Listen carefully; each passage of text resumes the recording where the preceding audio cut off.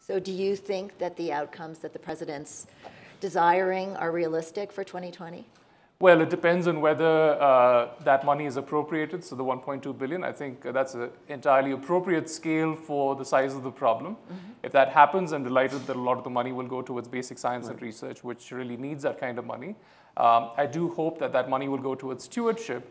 I also hope that a lot of the money, or at least some of it, will go towards vaccines, perhaps for staph and gram-negative infections. That's an important part of our portfolio under the umbrella of resistance, is to develop vaccines against commonly occurring infections that turn out to be resistant.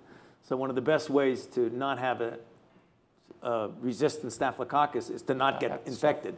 And for example, people who come in for procedures that have a high rate of post-surgical or post-procedural infection, you could almost predict that a certain proportion of them will develop a staphylococcal infection.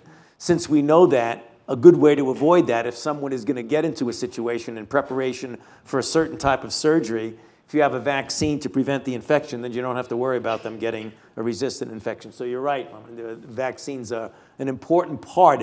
Not intuitively it is, but it is in reality an important part of combating antimicrobial resistance. In fact, if you look at the trend in antibiotic use in the US, and the US has amongst the highest rates of antibiotic use in the world. I think only Japan and South Korea are possibly higher on a per capita basis. That use has started leveling off and started to decline.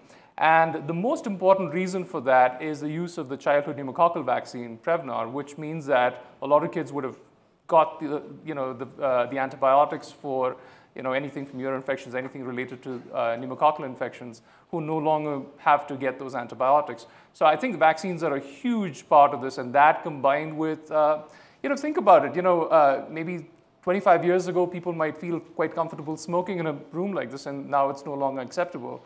And hopefully we can produce that same change where people will no longer find it acceptable to go into a doctor's office or a pediatrician's office and say, I really need an antibiotic. And there are other countries that have made that transition in behavior, and hopefully we can as well.